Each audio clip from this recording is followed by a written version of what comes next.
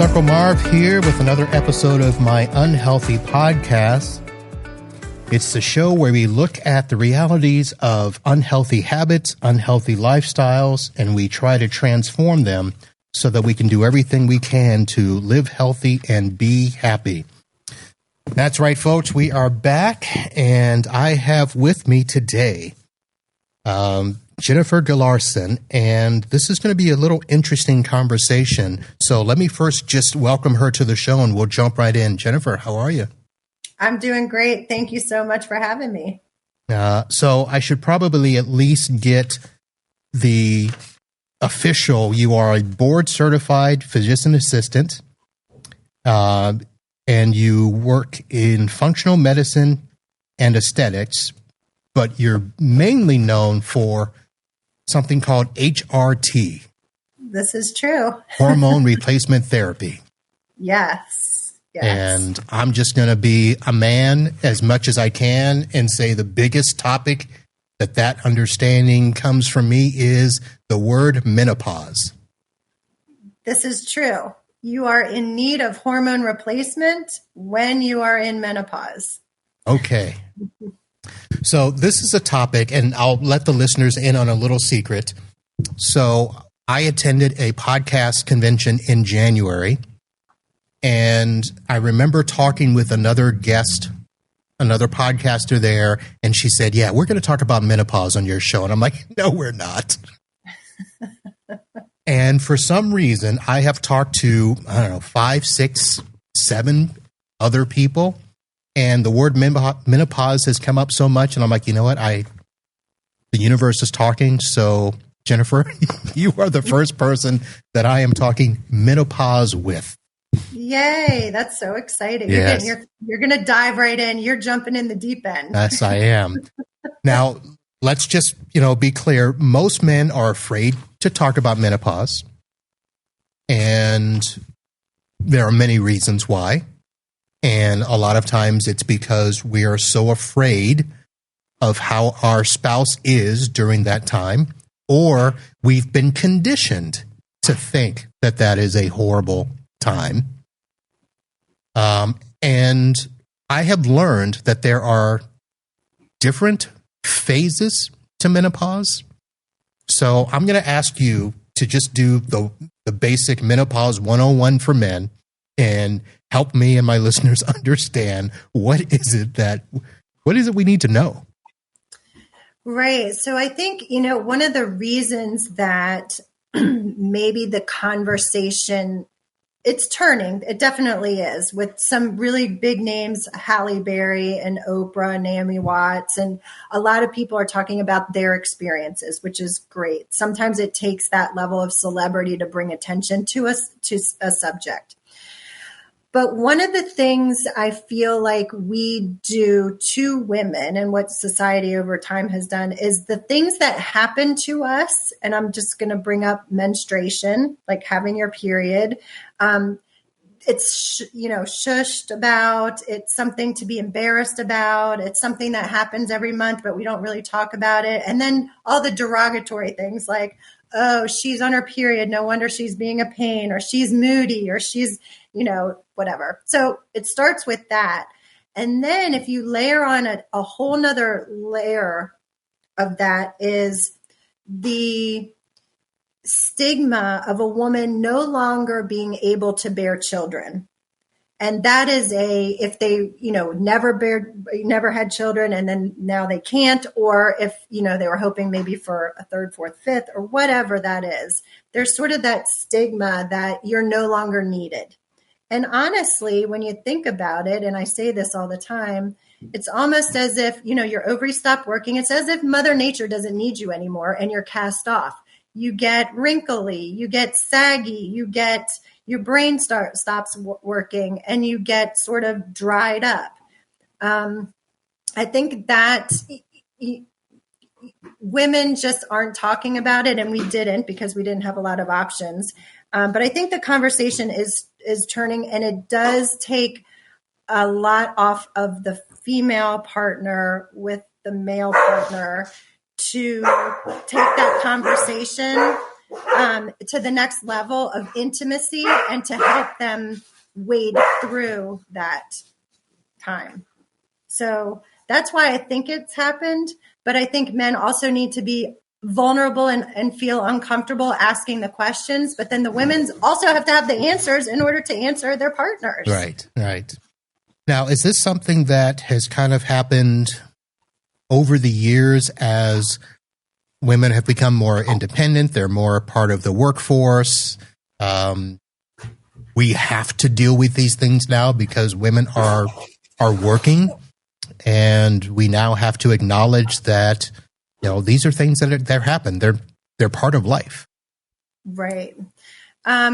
Yes, but I also think something really critical has happened, and it may have taken COVID for it to happen, is that women were sort of asked to take a pause, a literal pause, and to take inventory and then take a look at their health. And then when the world sort of slowed down, they kind of were like, wow, I was on a roller coaster and now I have time. And I also think that specific the epidemic happened, COVID happened. And at the same time, a really pivotal study came out, and at the end of 2019, that had a look back at the Women's Health Initiative. So the Women's Health Initiative was something that was started in the 2000s, late 1990s, 2000s, that looked to see how do we do better for women's health. And recently it's been in the news because Trump said he was going to defund it, but he refunded it. But it's really a longitudinal study. So we've been studying women for 20 years, and a small part of it was whether we should put women on hormones. Does estrogen really help women? Is that the answer? Do they need to take the hormones?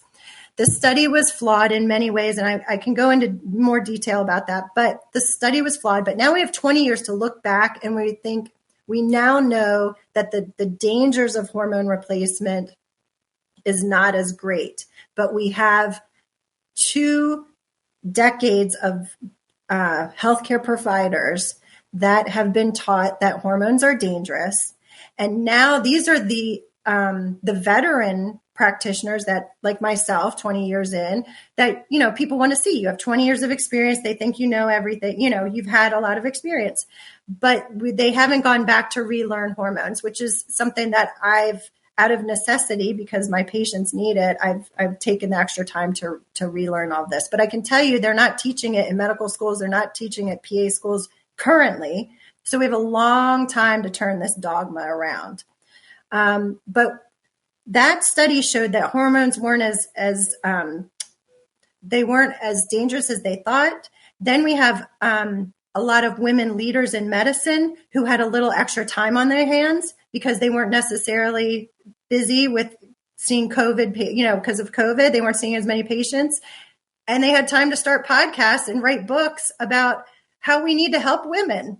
So the conversation is increasing, but I feel like I scream from the rooftops, and there's so many people in the space talking about it. But I had a patient in my office today crying because she says, I wish people were talking about this more. And I'm like, how can we talk more? I talk about it all the time.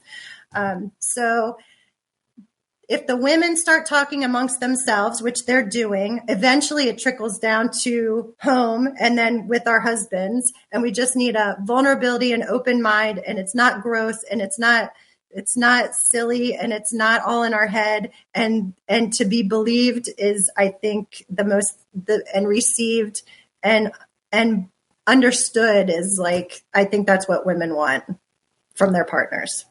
All right. So there's a lot to unpack there. Sorry about the long-winded answer. That's quite all right.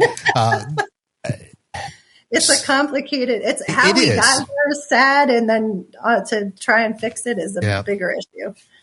So, let me at least address the study that you talked about. So the Women's Health Initiative, that was the one started in 1991. Is that right? I believe so, because they closed, it was mid-90s, and they accrue. So they start a study, but then they start accruing different facets of, and one small section of that was hormones. Okay. Now, did that study specifically start out to study hormones? Because I thought it was kind of like a broad spectrum. A huge broad spectrum of it. And then a subset is hormones, whether to take them or not. Okay. And whether they prevent chronic disease. Okay. So let me ask the question that goes back a little bit further. When did hormone replacement therapy even start and why? Cool question. So it actually, if you look back into ancient texts in China and Japan, young men and women would urinate into cisterns, which collect the urine. And when you evaporate the liquid out of urine, you actually get minerals and things. And the empresses and emperors would take those crystals, the dried urine, and sprinkle them into their teas as an elixir. So I think that is like the earliest form of bioidentical hormone replacement, because we excrete byproducts of hormones in our urine. That's actually how we test some of our urine or some of our hormones. We can test it through the urine. So that was way back. But then we have studies of people using ovaries of animals and taking those. We do that now with Armour thyroid, which is a thyroid medicine. It's a pig thyroid that we desiccate and then we create a pill for it. So I think it goes way back, but when did we really, really start doing it? When they had the estrogen, oral estrogen pills back in the 40s and 50s. Okay. So even into the 50s, 60s, and 70s, 80s, the estrogen was like the number 1 or 2 prescribed medication for women. Not statins, we didn't even have those yet, but not any of the chronic. I have no idea what you just said. Yeah. So way back. Okay. And then we had the study, and then it went from 60 to 70% of women being on hormones to today, depending on the study, it's between 5 and 8% are on hormones. Really? That big of a drop? Look where our chronic disease in women is now. Interesting. So, all right. So I'm thinking part of that study, so it was the hormone replacement, but there was a whole thing on diet modification as well, right? Correct. And was it something where we thought, well, we don't need to do the hormones, let's do diet modification, let's do other things because we think so badly of hormones? Yeah, there were definitely all parts of this. And like I keep saying, like it was a small part was this hormone arm of it. There were different arms of it, and hormones were one of it. It was like, okay, does diet and exercise alone decrease chronic disease? Does blood pressure lowering decrease chronic disease? It's why are women aging? And what parameters should we be studying, and what works to prolong life, and what works to have less cancer, less chronic disease, less events. A part of that study was if they take hormones, do we decrease those events in the long run?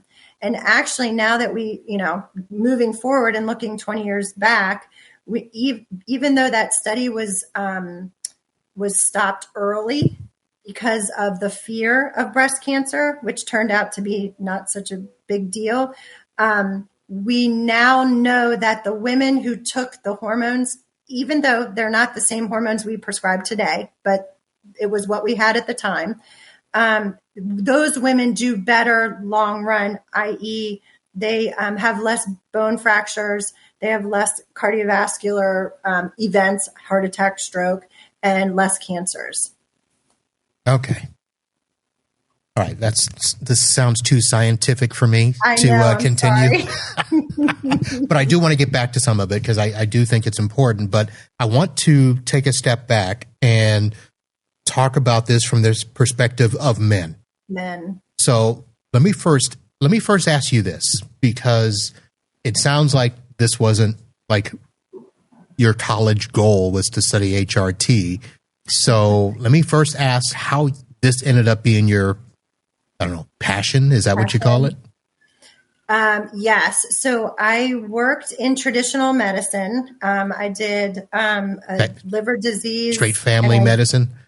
And then, I did internal medicine, oncology, and then worked at a med spa. So I wanted to do just aesthetics, which I still do now, Botox and fillers and stuff. And it just so happened that my practice that I joined, and I was, blessed to have joined, was owned by 3 women, one of which was a physician who was going through menopause. She found herself screaming at the checkout stand and it was like, what is happening with me? So she went on her own personal journey. At that time, I was only like 35, 37 years old, but went through a personal journey of her own and said, I want to start doing hormone replacement for myself, and did it on herself and her sisters first, and then opened it up to the rest of the practice. And that was back in 2008, 2010. So not a lot of people were doing it. So then to help support the practice, I just started doing that, and I became educated, and I just saw how much we help women and how changed their lives can become. So I sort of out of necessity, I sort of got a niche, and I did, I learned more, and I saw I could help people. And then it was word of mouth. And then, it's kind of like once you find, in that little group of people, they start talking and they're like, well, I don't feel good and I don't like sex anymore. And I don't know, maybe I need a divorce. Maybe I need to find a new job. I hate my kids. I hate what I'm doing. Like I can't sleep. I'm gaining weight. None of my clothes fit. Like they start talking about that stuff. And then they're like, oh, well, I see this girl and she does a good job. All right. So, half of that stuff just described me, but I don't. I don't well, there is andropause, which is like male menopause, where your testosterone starts to decline. Okay, so let's go ahead and do this. So the whole thing that I think we need to do is help men understand this whole concept of menopause, and you just andropause. Is that what you said? Andropause. Yes. Okay. Never heard of that either. So let's start with that and tell us about all the pauses that are out there that we should know about. Okay. So when men are aging, I have this scenario, and I think some men said they resonate with it, but wives resonate more. So women have this thing, a monthly cycle. So we're used to be going to the doctors. We have kids. So we go to the doctors, and we take care of ourselves, if you will. We tend to go to the doctors more. Men, I feel like you are the brand new car off the lot, and you have the 100,000-mile warranty. So you don't have to do anything really maintenance-wise to yourselves until the wheels start coming off. You start, getting a little pudge. You can't perform in the gym. What's that smell? Yeah. You can't sleep. You're getting angry and irritable. You're, maybe the libido goes down. You're just not happy. Work, you're like not as bright, functional at work. So that is a decline, depending on what's going on with you. A lot of lifestyle choices tend to exacerbate that slow decline of the testosterone. If you are impeccable in your lifestyle choices, diet, exercise, stress, sleep, and relationships, then you can maintain that I don't need to do checkups and for a really long time. But, men get away with a little bit more than women. I mean, women all the time are like, my husband stops drinking soda, he loses 20 pounds, I gain 5. You guys have a better metabolism.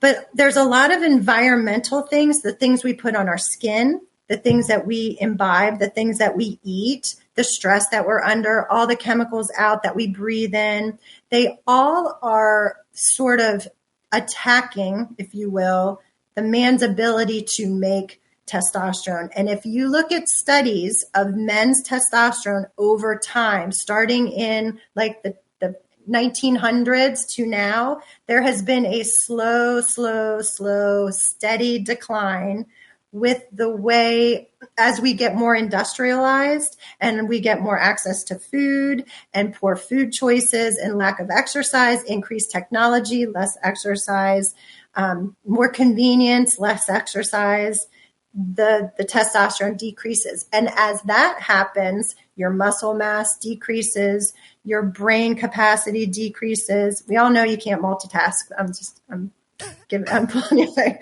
What? I wasn't listening. What? Yeah, I know, exactly.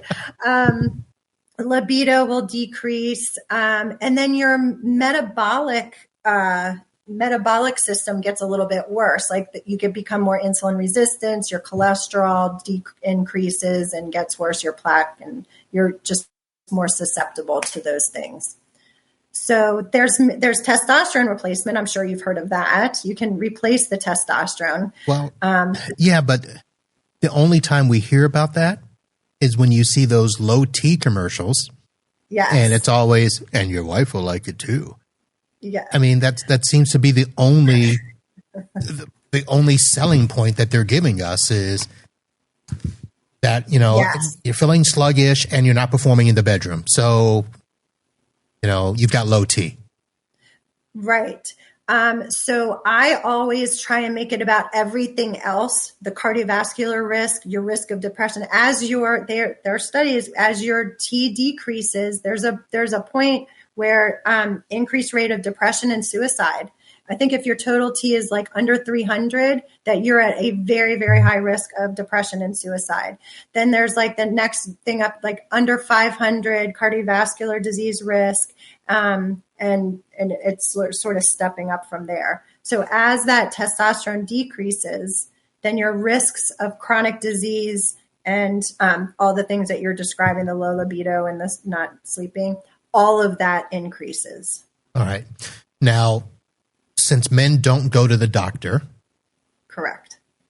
The only time they're going to figure this out is when their wife or their spouse or their significant other tells them to go get checked out.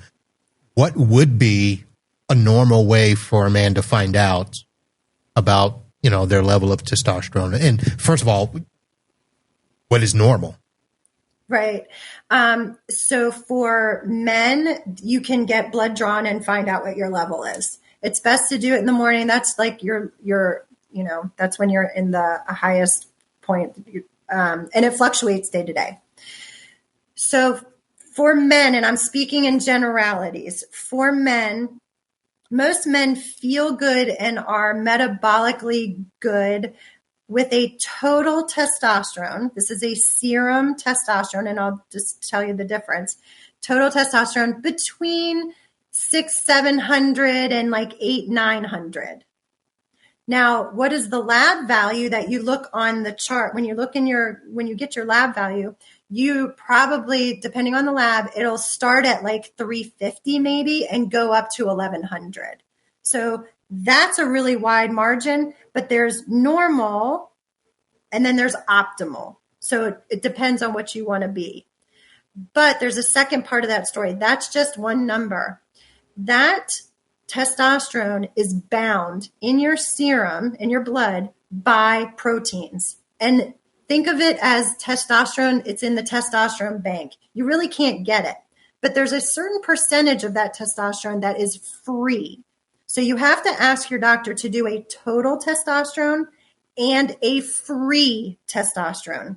That means that's the money in your wallet, in your pocket, ready to spend. The free testosterone is a better indicator of where you are. So I had a patient today who had a total testosterone of 566. He's 67 years old. That's normal, but his free testosterone was something ridiculous. And it was a different lab that I usually don't use. But let's just say it's between 1 and 21 is normal. He was 2. So his primary didn't get the free, but I ordered it. So he's going to try and go back to the primary care because the primary care says, oh, look, you're 588. You're great. But his free is very low and he's symptomatic. He's, losing muscle. He can't perform. And he's like, I just want to stay young. So that's the test that And there's some other tests that you should probably do, but those are the two biggies that let you in on like, yeah, my serum is 700, but my free is really low and I feel like crap. Okay. And that would be an indication. So let me ask this question before we move on. Is there something that we can do in our normal lives that would keep our testosterone levels up? Because you said protein. It almost means like, well, if I eat enough protein, that would help. So yes, protein is in the serum that is bound to the testosterone. But yes, it's that those lifestyle changes that I know that you've made in your life is the sleeping, the food, huge food. What's your insulin resistance? If you are pre-diabetic, then your testosterone is probably going to be low. If you're and sleeping and lifting heavy things. So having a weight program, lifting heavy weights, increases your muscle mass, which increases your testosterone receptors and helps with your metabolic and your insulin receptors, helps with your metabolic system, and it makes you less insulin resistant. So it's sort of like all the underlying things, which is functional medicine. We're looking for the underlying cause of why you're feeling crappy or why you have this disease and why you have this chronic disease. Doing all that first and then, seeing like, well, maybe, you're older, 70, 65, 70, and your testosterone is low. And if you're impeccable in everything else, then you should consider maybe trying some testosterone replacement. With the caveat that once you start it, you're pretty much on it for life. Oh, okay. You made a couple of things in there. You probably didn't listen to the beginning of my show when I talked about one of my goals was to never go back to a gym. I know. Well, you can carry bags of mulch around your yard. You can. And if I know you're in Florida, if you have like rock garden or whatever, you carry heavy rocks around. You can do, fireman's carries and farmer carries, suitcase carries, dumbbells, things around that. You can lift heavy things at home, band workouts. That's just like, I might as well just work out at that point. Yes. So, okay. All right. So there is this male menopause called andropause. So we need to be aware of that. It exists, and it's sounds pretty serious in a sense that if we don't pay attention to it, we're going to decline. So, all right. Yes, and if your partner says that you are snoring and that you may have sleep apnea, get a sleep study, please, because having sleep apnea puts you at risk for lower testosterone and cardiovascular disease, meaning heart attack, stroke. Wait a minute. It puts you at risk, so it's not like a symptom? That doesn't sound right. So a symptom of if you have sleep apnea, you are at risk. It increases your risk of cardiovascular disease because you're not oxygenating your brain. Okay, got that. Okay. So it can also clue you in that if I don't fix my sleep apnea, I may get lower testosterone. So I may want to fix that. I know a CPAP is a pain in the butt to sleep with, but it definitely will help you in your overall health and lengthen your life. Okay. Does that work the same for her? So if she snores? Yes. So same thing. You're decreasing your oxygen to your brain. Increased risk of dementia, heart disease. Yes. Okay. Make a note to myself to let her know. Yep. Sleep study. Okay. All right. So now, is that the only male pause that we need to worry about? Because I know that the women have many pauses. Yes. And one thing that I think is interesting is that everybody complains that like women's skin gets like saggy and wrinkly and stuff, and men sometimes too. But the thing you have to remember is that men have testosterone until they die. Even if it declines, they have testosterone. Testosterone gets aromatized or turned into a little bit of estrogen. So men do have estrogen in their body, not to the extent that women do or the levels that women do, but all your life you do have a little bit of estrogen, and it keeps going and keeps going. Whereas when our ovaries stop, we have zero estrogen, none. That's why we get wrinkly and dry and all that stuff. So one thing to remember is that estrogen is good for both men and women. Testosterone is good for men and women. So if men have a female partner who is getting hormone replacement and they have testosterone, they're getting testosterone, we need it too. So it's not just a male hormone. Okay. I'm going to ask a question because I played sports growing up, and one of those I don't want to say bullying comments, but one of those male egocentric comments was, that if you weren't strong enough, you weren't fast enough, it's like, oh, you got too much estrogen. And you just said we're supposed to have estrogen, because I grew up thinking we weren't supposed to have it. No, just a little bit. Okay. Yes. If you have too much. So if any of you guys, and I do realize, and I just want to say this, that I am a female, and I was never a male, and I get kind of frustrated with when men talk about menopause, because they don't understand. But so I'm saying this having treated a lot of men, but I just thank you for the grace for letting me say this. So when a man injects testosterone, or like when you're in the gym, I'm sure in the 90s or whatever, when you're injecting steroids or testosterone, a lot of men will take an estrogen blocker because they're pushing that physiologic level of testosterone, which I don't do and I don't recommend. When you push it that way, a lot can go down that pathway, and that's when you get the man boobs. But you can also get man boobs, and you can take your testosterone and make it convert into estrogen if you are overweight, if you have insulin resistance. So when you get that pooch and you're pre-diabetic, your estrogen is going to increase a little bit because your insulin resistance is going to increase also. Okay. So I did not take steroids. So I did not do any of that. So my pooch and my man boobs might be related to my estrogen level. Is what I hear you saying. Could be. It's something I test. Okay. All right. So let's do this, because I knew we were going to have this stretch into multiple episodes. This feels like a natural breaking point, but I do want to, since this is probably going to be titled something Menopause 101 for Men or something like that, let me ask before we take a break and move into the next part, what is, in your opinion, probably the biggest thing that men need to know around this entire topic about menopause? As it pertains to women, or pertains to them and their own health and their... Well, let's stay on us, since that's where we were. Let's start with us, and then we'll talk about the women in the next episode.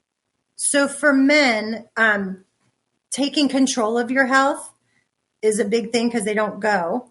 Knowing your numbers, cholesterol, all your heart markers, your blood pressure, your hemoglobin A1C, like know your numbers and don't be afraid of them, because if they're off, you can fix them. And the younger you are, the better. So gathering information over time is also really good. If you know at age 40 you were here, and now you're 50 and you're here, how are you progressing?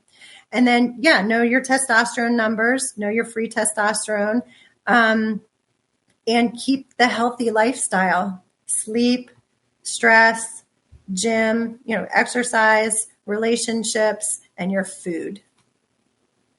It sounds simple, but it's hard, especially in a stressful, entrepreneurial, kind of way. Yeah. All right. So, Jennifer, thank you very much for that. I want to say enlightening, but I also it feels a little troubling as I start to understand this a little bit more. You got some work to do. See, you were under the 100,000-mile warranty. Yeah. I'm at 90,000. I got to get it checked. So, okay. So Jennifer Gularson, board certified physician assistant. So you are Are you certified in functional medicine as well? I am, through the Institute for Functional Medicine. Yes. Okay. And you have a nice holistic patient-centered approach focused on uncovering and addressing the root causes of health issues, right? This is correct. Yes. Okay. All right. So thank you for part one of our discussion on menopause. We're going to take a break and come back and record part two, and we'll dive into the other side and all the things that we needed to know, both as men and as women, when it comes to menopause and hormone replacement therapy. So, Jennifer, we'll see you in a little bit. Okay. Thanks.